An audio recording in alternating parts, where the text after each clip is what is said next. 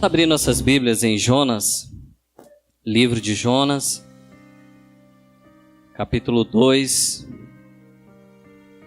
do versículo 1 ao 10.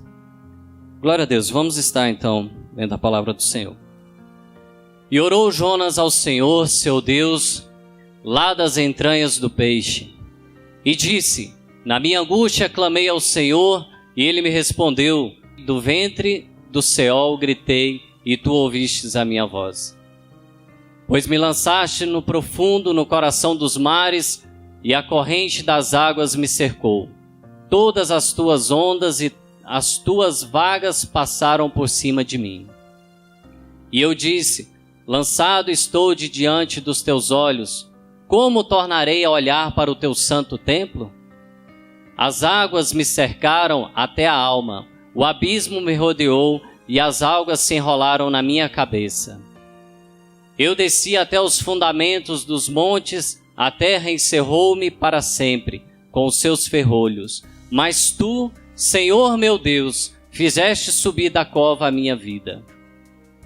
Quando dentro de mim desfalecia a minha alma, eu me lembrei do Senhor, e entrou a ti a minha oração no teu santo templo.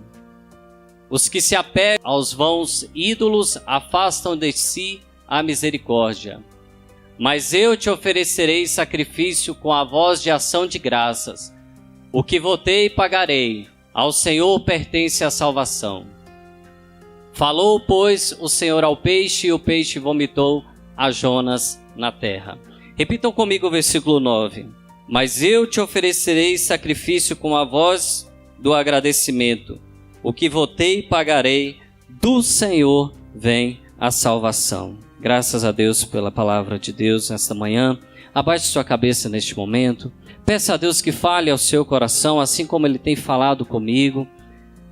Senhor meu Deus, eu te louvo, te agradeço por essa oportunidade de estar aqui na tua casa, em comunhão com os irmãos, podendo participar, Pai, deste momento festivo, alegre, em que podemos louvar ao Senhor e engrandecê-lo com as nossas vidas, Pai.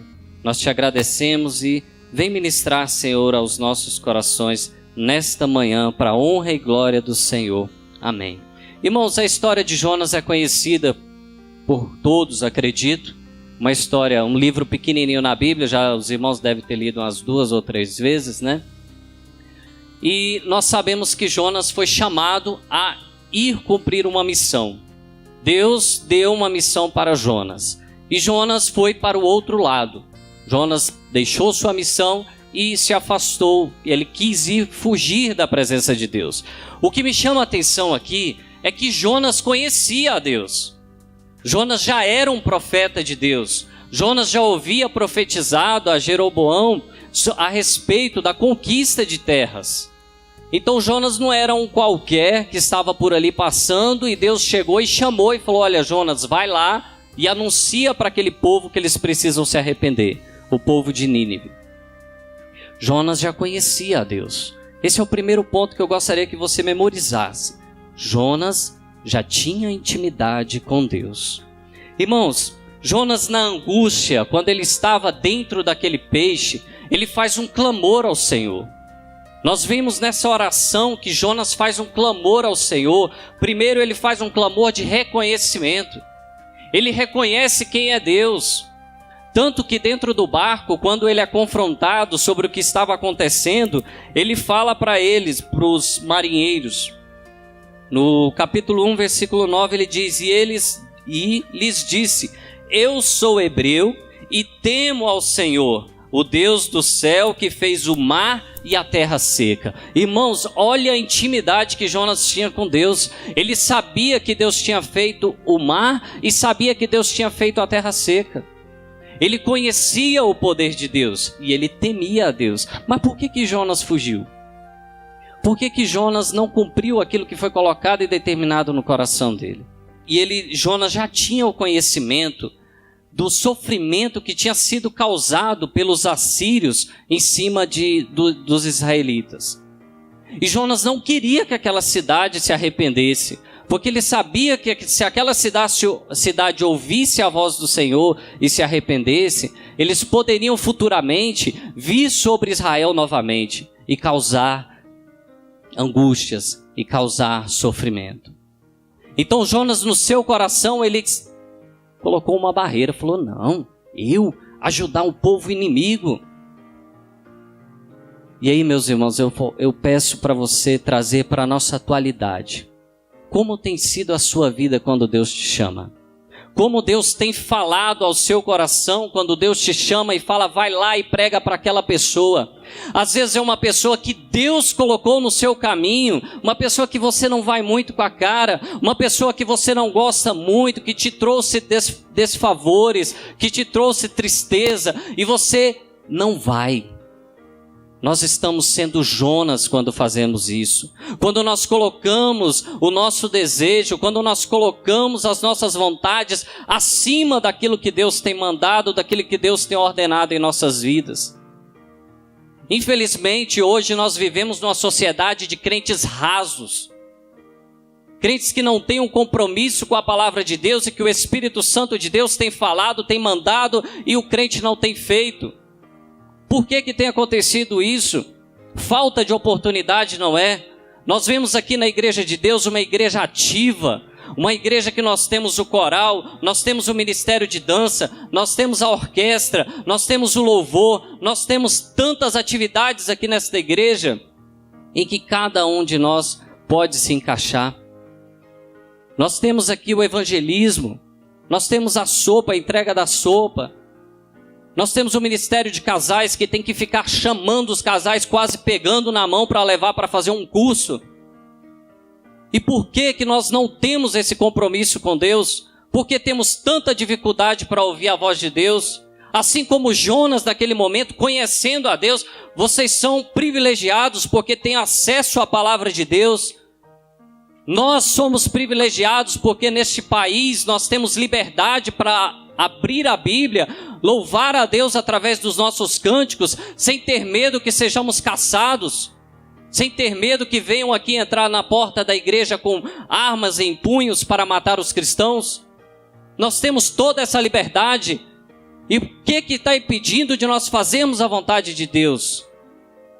É uma sociedade que pensa em si mesmo. É uma sociedade que está centrada no eu. Uma sociedade egocêntrica, que só quer atender os próprios desejos. E a maior dificuldade que nós temos como líderes é porque às vezes nós queremos abençoar a vida do irmão. Nós estamos vendo que o casamento está passando por dificuldade, nós estamos vendo que a pessoa está precisando de uma instrução, aí abrimos um curso, onde cedemos a nossa casa, onde tiramos um dia da nossa semana para estar convivendo com os irmãos e ministrando este curso. E às vezes as pessoas não querem. É feito palestras, é feito eventos, é feito chamativos para as pessoas participarem. E às vezes as pessoas não querem. E você conhece a Deus. Assim como Jonas disse aqui, temia ao Senhor, que era criador dos céus e da terra. Nós sabemos que este Deus é o criador dos céus e da terra. Mas será que esquecemos que este Deus também é justiça? Será que esquecemos que esse Deus é juízo? Será que esquecemos que isso também são atributos de Deus? Onde está o nosso temor diante de Deus? A igreja está de portas abertas e Deus tem te chamado para fazer o ministério. Deus tem te chamado para anunciar o evangelho. Deus tem te chamado para pregar para aquele vizinho que você não vai com a cara. Deus tem te chamado para pregar para aquele seu colega de trabalho que você não gosta. E nós temos feito isso? Será que nós temos colocado o nosso orgulho de lado? Temos deixado o nosso eu para poder obedecer a palavra de Deus? Jonas tinha esperança. Na sua oração, o clamor dele também foi de esperança. Jonas confiava que Deus ouviria a oração dele. Jonas também fez o agradecimento a Deus, porque ele sabia que todas as coisas vinham de Deus e eram para Deus.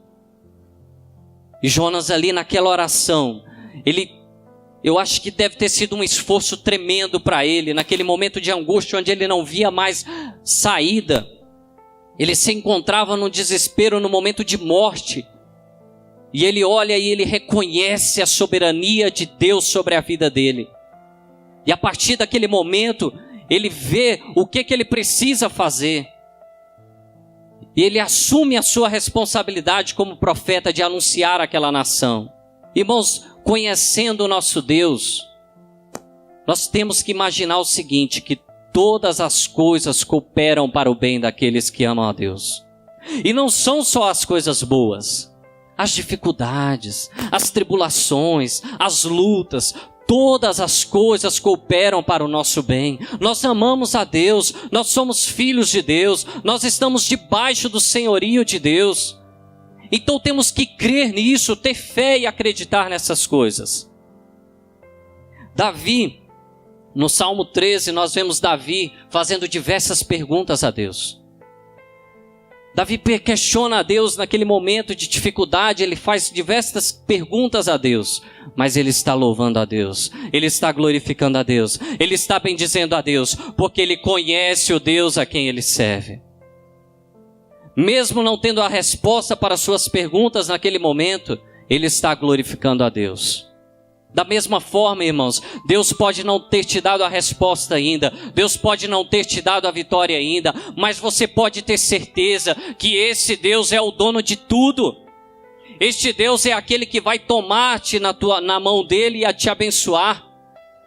Que não seja aqui, mas que seja com a nossa vida eterna. Quer prêmio maior do que esse? A vida eterna ao lado de Cristo, gozando da alegria de estar na presença do Senhor, na plenitude do Pai. Nós temos que deixar de esperar as coisas somente nessa terra, mas crer que nós teremos uma grande vitória com o Senhor Jesus.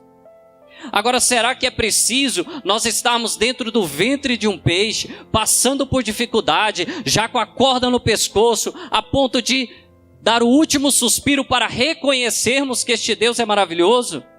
Que este Deus é o Deus que é o dono do ouro e da prata? Que este Deus é o Deus que vai te abençoar? E obedecermos a palavra de Deus? É preciso nós chegarmos a esse ponto para obedecermos a palavra de Deus? Irmãos, Deus tem te chamado e cabe a você dizer o sim para Deus. Você já disse o sim para Deus quando aceitou a Jesus Cristo como Senhor e Salvador aqui na frente? Eu acredito que se você é salvo, se você fez esse compromisso com Deus, você já fez esse sim, você já disse o sim para Deus. Mas e quando Deus te chama? Quando o Senhor nos diz que devemos tomar a nossa cruz e segui-lo, nós temos feito isso? Nós temos largado tudo para evangelizar, nós temos largado tudo para colocar a obra do Senhor, a glorificação do Senhor à frente de todas as coisas, todos os nossos desejos. Quais os desejos que podem proceder do nosso coração? Quais são, irmãos? Quais são os desejos que têm procedido do teu coração? É ter um carro novo? É ter uma casa nova? É ter dinheiro no banco? É ser bem-sucedido? É casar? É ter filhos? O que nós temos colocado no lugar de Deus na nossa vida? Tem muitos cristãos que têm uma facilidade muito grande de colocar que os católicos adoram outros ídolos. Mas o que eu vejo, pastor Silvio, são muitos cristãos adorando o próprio filho. São muitos cristãos adorando o cônjuge. São muitos cristãos adorando o seu carro, a sua casa, o seu emprego. São cristãos que não confiam que se perder o emprego terão sustento. São cristãos que não confiam em Deus para cuidar dos seus filhos. Ah não, se eu não estiver aqui protegendo o meu filho, cuidando dele, algo pode acontecer com ele. Onde é que está a nossa confiança? Está em mim? A minha confiança está em mim ou está em Deus que vai proteger e abençoar os nossos filhos?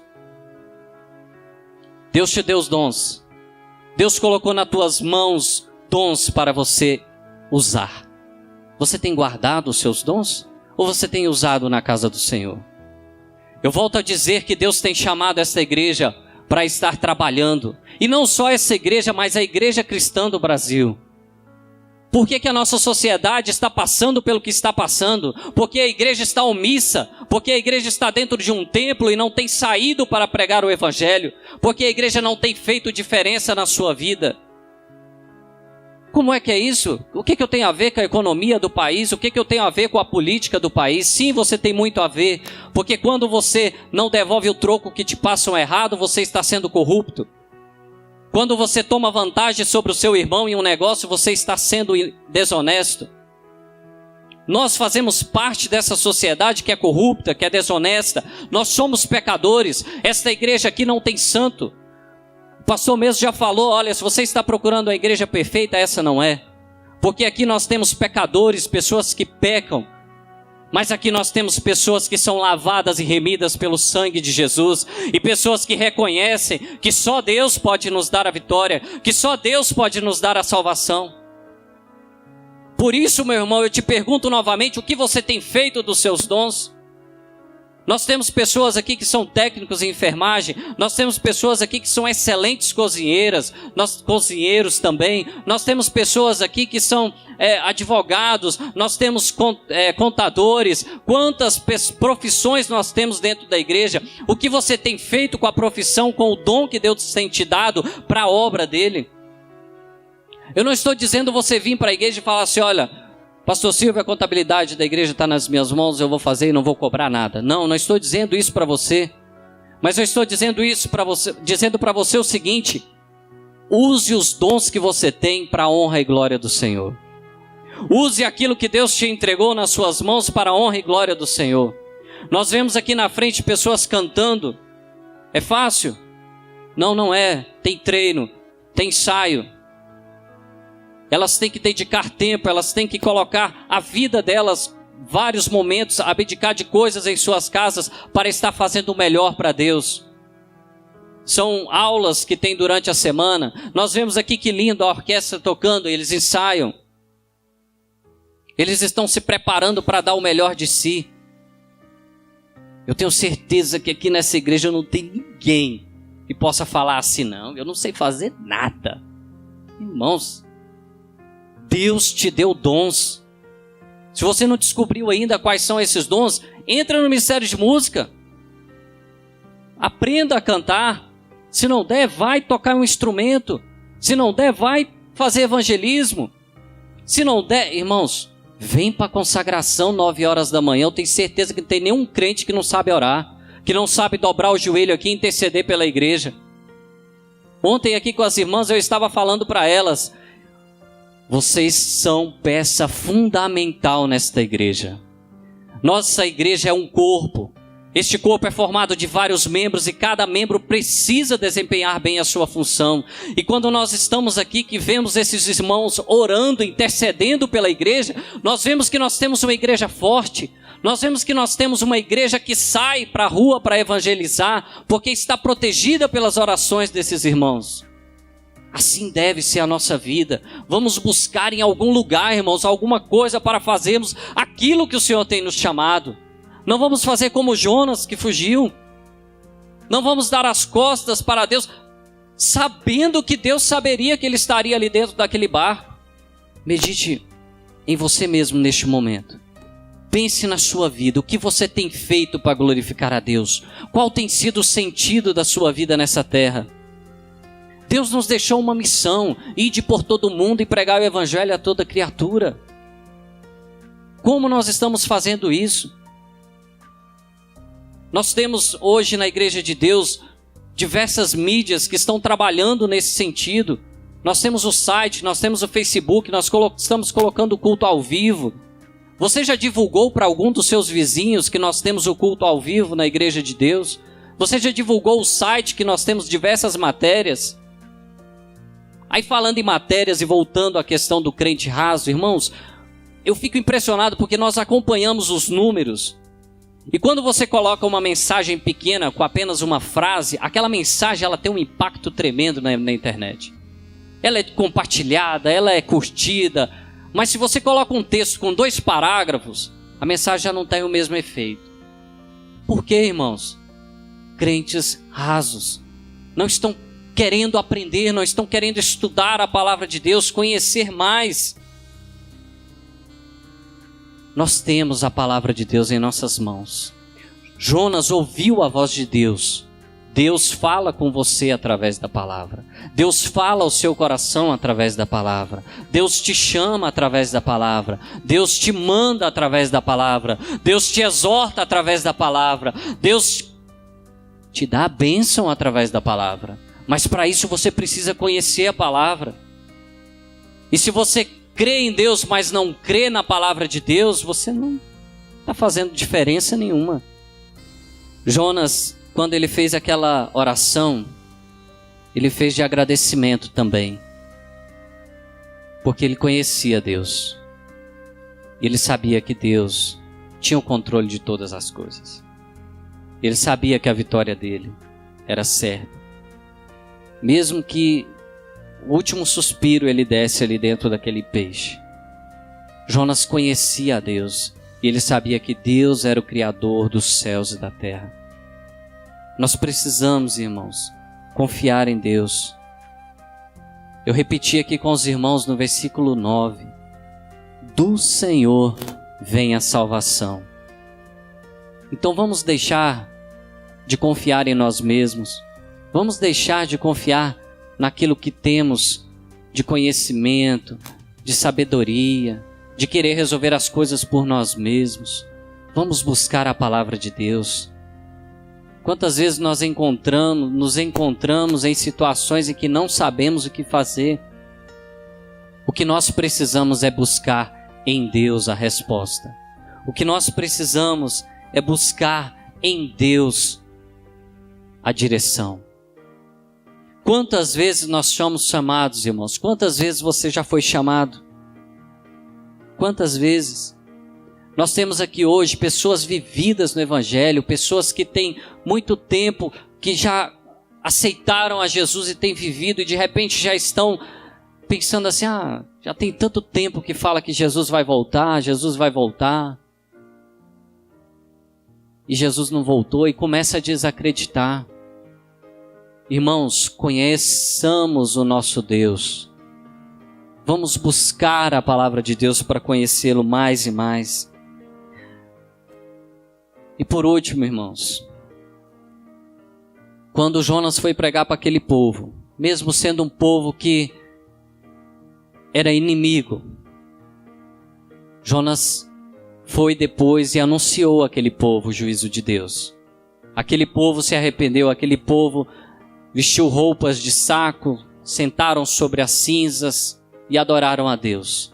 Mas será que eles adoraram a Deus por conhecer a Deus, por querer Deus? Ou simplesmente com medo do juízo de Deus? Então, qual tem sido, irmãos, o teu motivo de adoração a Deus? Medo de que Deus vá pesar a mão sobre você? Medo de que Deus vá tirar a bênção de você? Medo que Deus vai lhe tomar alguma coisa? Ou por conhecer a Deus e saber que Ele é o detentor de todas as coisas? Por conhecer a Deus e saber que todas as coisas estão sob o controle dEle?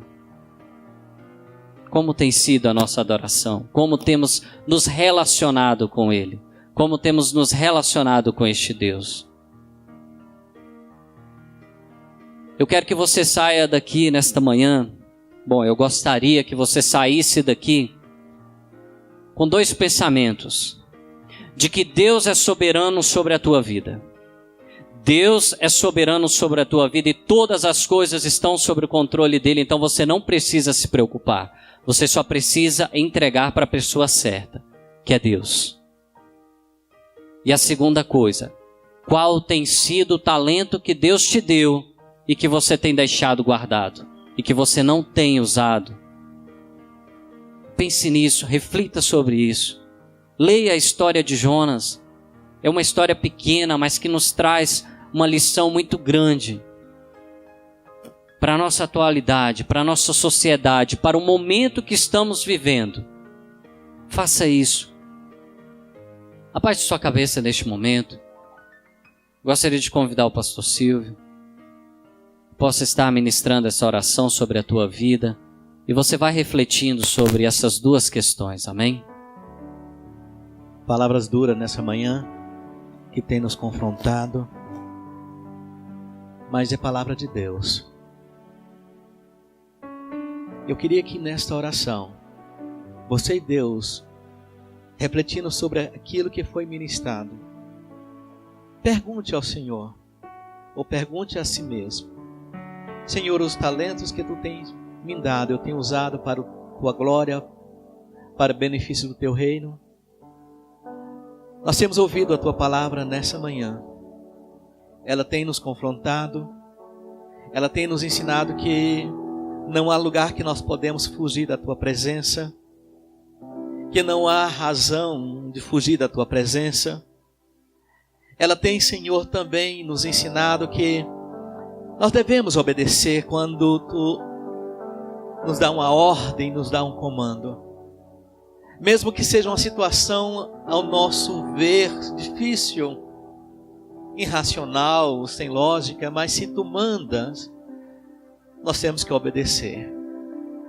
E eu sei que é duro fugir do Senhor, porque a Tua palavra nos diz: aonde esconderei da Tua presença?